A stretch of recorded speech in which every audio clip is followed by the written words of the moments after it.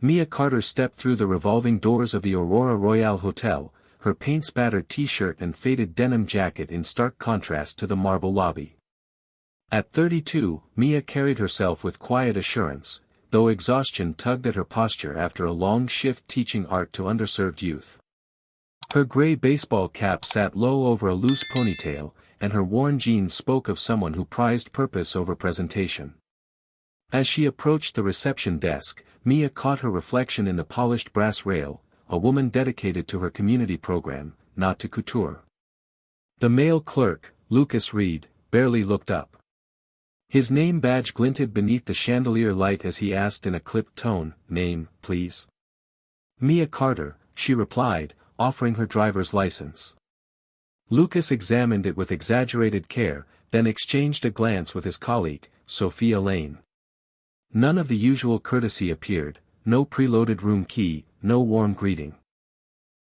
"I see no reservation under Carter," Lucas said, voice edged with skepticism. Mia felt her cheeks warm but kept her tone even. "My husband called ahead. Henry Carter owns this hotel." Sophia's eyebrow arched. "We get this occasionally. People claim they're related to Mr. Carter for perks." The lobby, once alive with soft piano music, fell oddly quiet as a few guests paused to watch. Mia inhaled slowly. "I'm not claiming. I am Mia Carter." She rested a hand on her backpack strap. Lucas's lips curved into a thin smile. "Perhaps you prefer another hotel downtown, one more suited to casual attire." The suggestion cut deeper than embarrassment, it implied she didn't belong in her own husband's property. She squared her shoulders. "I'll wait here. My husband will arrive soon." Lucas tapped his keyboard. "No note from Mr. Carter. And I'm afraid we're fully booked." The words hung in the air like a verdict. Mia stood silent but resolute, understanding that this was more than a missing reservation, it was a judgment of her worth. Mia Carter remained at the reception desk as the afternoon light slanted through the hotel's stained-glass windows. Lucas Reed shifted in his seat, clearly eager to move on to paying guests. Beside him, Sophia Lane leaned close, whispering, though loud enough that Mia and nearby patrons could hear. "Maybe she's an imposter," Sophia murmured, eyes flicking to Mia's paint-stained clothes. Mia drew in a measured breath. "Please call the duty manager," she said, voice calm but firm. Lucas shook his head without looking up. "Mr. Carter's away at a conference. And I'm the most senior staff member on duty." She paused, considering her options. Finally, "Then call Mr. Carter directly. I guarantee he'll want to know his wife is being turned away." Lucas glanced at his screen, feigning busywork. "We don't call Mr. Carter for every guest, madam. Especially not one who looks like they just left a workshop." A few guests in line tensed, exchanging uneasy glances. Mia noticed a distinguished older couple watching with sympathetic eyes. The husband cleared his throat. "Is there a problem here?" he asked politely. Lucas straightened. "No problem, sir. We're simply directing this guest to more suitable accommodations." He pointed toward the lobby exit as though guiding a stray dog. Sophia shot Mia a look of thinly veiled relief. Mia felt indignation rise but refused to match their tone. "I'm not leaving. My husband owns this hotel. I want a room." Lucas's lips pressed into a tight line. "We require pre-authorization for high-value bookings. No form of ID or payment on file. You must go elsewhere."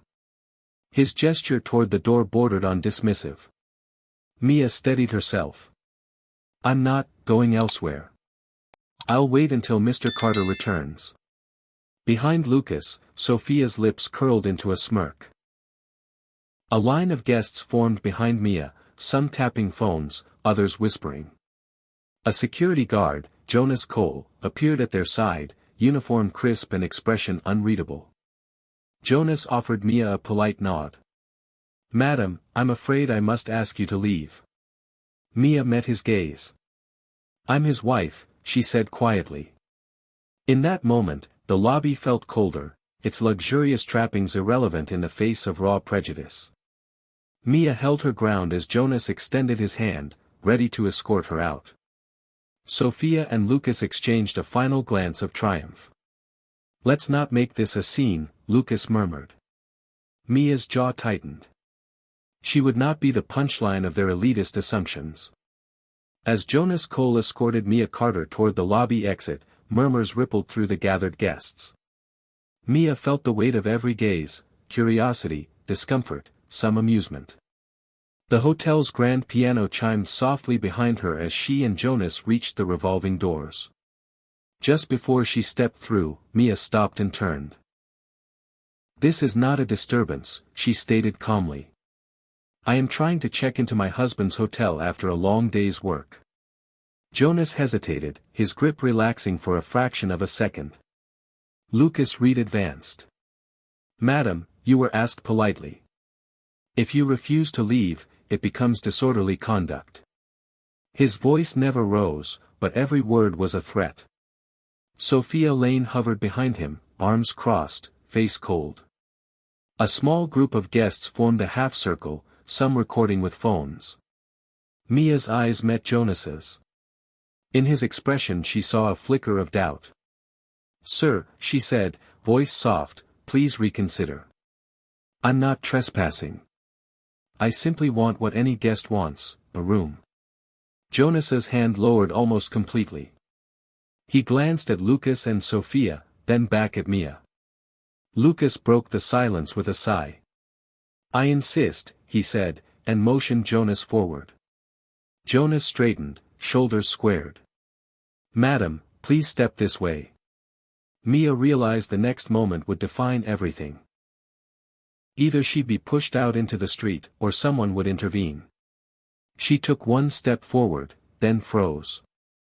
A sudden hush fell as Henry Carter appeared beside the reception desk. Dressed in a charcoal suit, hair threaded with silver, his presence commanded attention effortlessly. He watched the scene unfold with impassive eyes. Jonas's shoulders slackened, Lucas and Sophia stiffened. Mia's heart pounded. The guests parted as Henry moved into the center of the lobby, his gaze settling on Mia's paint-stained attire and the cluster of staff. She stood tall, backpack at her feet, meeting his eyes with relief. Henry spoke in a quiet voice that carried, "What seems to be the problem here?" Lucas swallowed, mouth dry. Sophia's cheeks colored. Jonas looked torn. Mia exhaled, hope flaring in her chest. At last, her voice did not go unheard. Henry Carter surveyed the scene, Mia, flushed but composed, standing before the reception. Lucas Reed and Sophia Lane, caught between protocol and obvious embarrassment, Jonas Cole, hands still hovering at Mia's elbow. The hotel's crystal chandeliers scattered light across the marble floor, where every guest now watched in rapt silence. Slowly, Henry took a step forward. Without raising his voice, he addressed Lucas. "Lucas, please release her arm." The single sentence hung between them like a gavel striking. Lucas hesitated, then mutely let go. Sophia covered her mouth, eyes wide. Mia's posture softened as relief washed over her. Henry moved to stand beside Mia, placing a protective hand lightly on her shoulder. "My wife is a guest here, regardless of her attire," he said, voice steady and low. His control of the room was immediate, whispers faded, back straightened, and the subtle tension lifted. Sophia managed a half bow. "Mr. Carter, I apologize. We misunderstood." Her apology trembled, more from recognition of guilt than from protocol. Lucas swallowed and nodded. Jonas rubbed the back of his neck, still in uniform but no longer blocking Mia's path. Henry turned to Mia, offering a small, reassuring smile. "Are you all right?"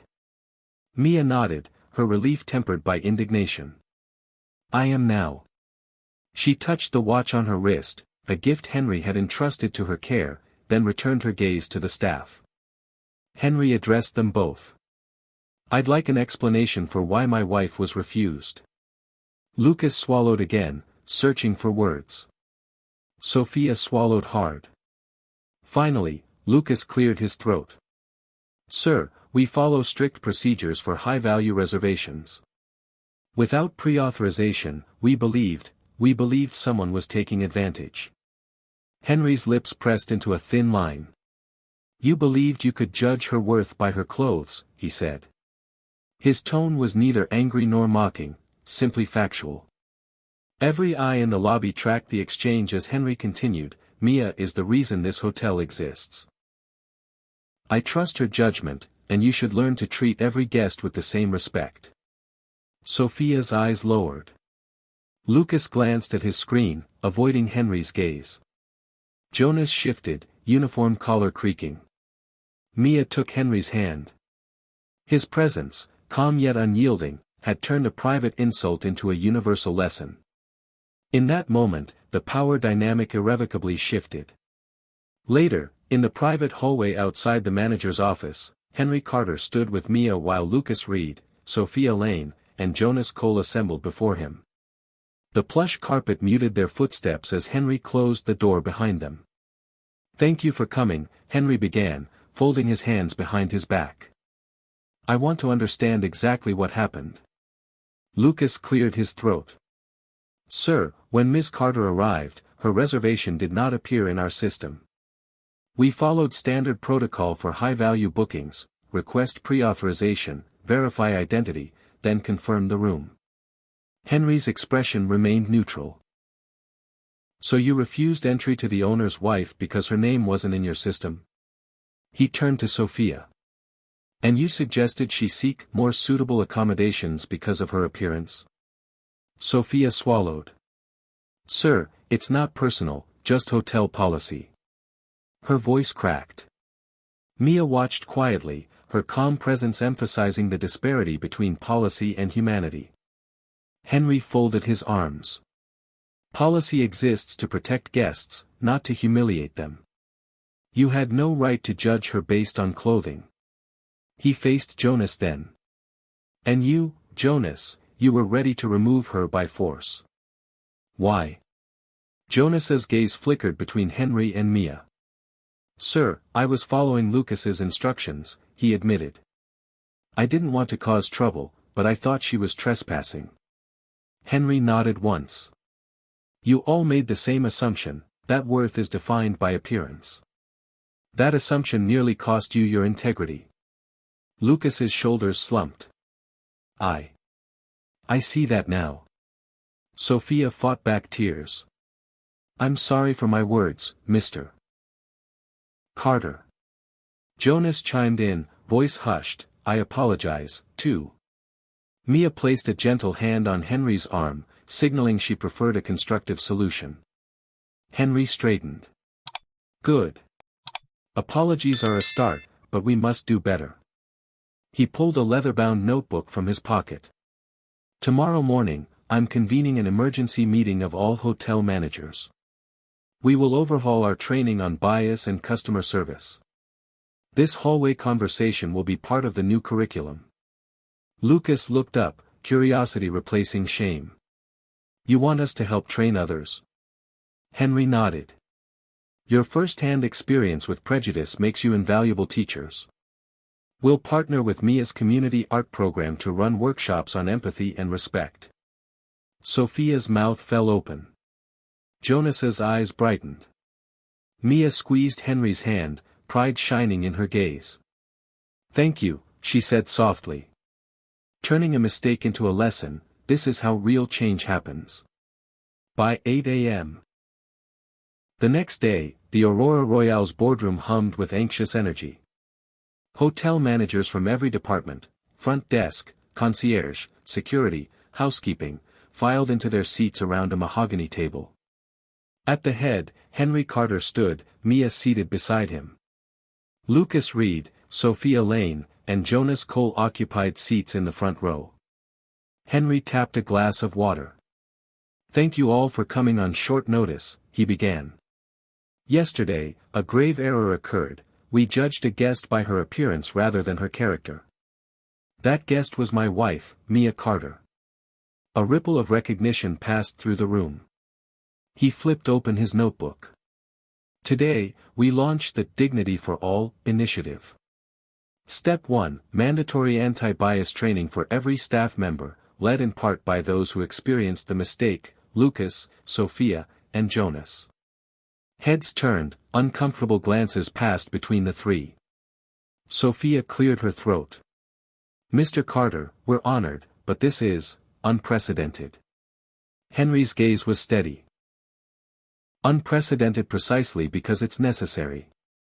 We'll partner with Mia's Outreach Foundation, which empowers underserved youth through creativity. You will volunteer in her program next week. Jonas inhaled sharply. Lucas and Sophia exchanged a stunned look. Henry continued, Step 2, revise guest service protocols. From now on, every staff member must greet each guest with an open question, not an assumption. No more pre-authorization demands without first verifying identity, and never exclude based on appearance. He pointed to a slide behind him displaying empathy, respect, inclusion. Step 3, evaluation metrics tied to guest feedback. We'll track satisfaction scores and personal testimonials. Failure to meet standards will be addressed through coaching and, if necessary, reassignment. Lucas raised his hand tentatively. Sir, what about immediate support for Mia's Outreach students? Henry smiled. Glad you asked. Step 4. We'll host an Outreach showcase here next month, featuring artwork by the children. The lobby will transform into a community gallery. The room buzzed with energy as managers scribbled notes. Jonas leaned toward Sophia. I never thought I'd teach art to kids, he murmured. She offered a tentative smile. It might be rewarding. Finally, Henry closed his notebook. This hotel's reputation is built on luxury, yes, but true luxury is respect. You three will co-facilitate training sessions with Mia. After you've completed your volunteer days, you'll help roll out the program group-wide.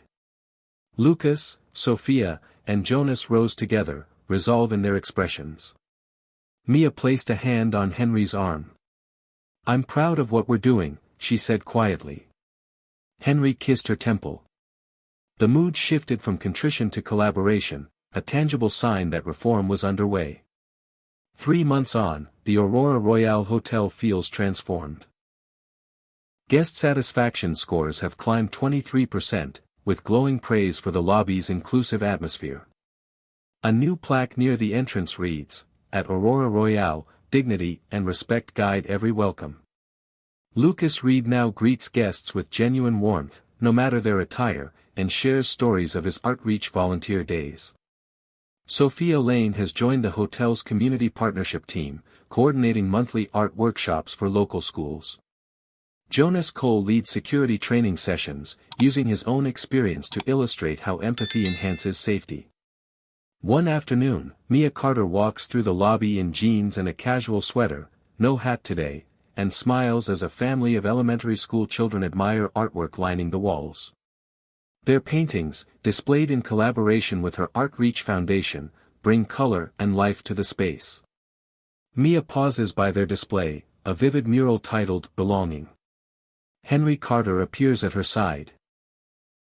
Look at how far we've come, he says, pride in his voice. Mia gently squeezes his hand. It's more than policy, it's culture. Nearby, Lucas guides an elderly couple past the mural, graciously explaining each piece. Sophia helps a visitor find information on upcoming community events. Jonas stands watch by the grand piano, nodding to guests rather than blocking them. Later, Henry and Mia leave together.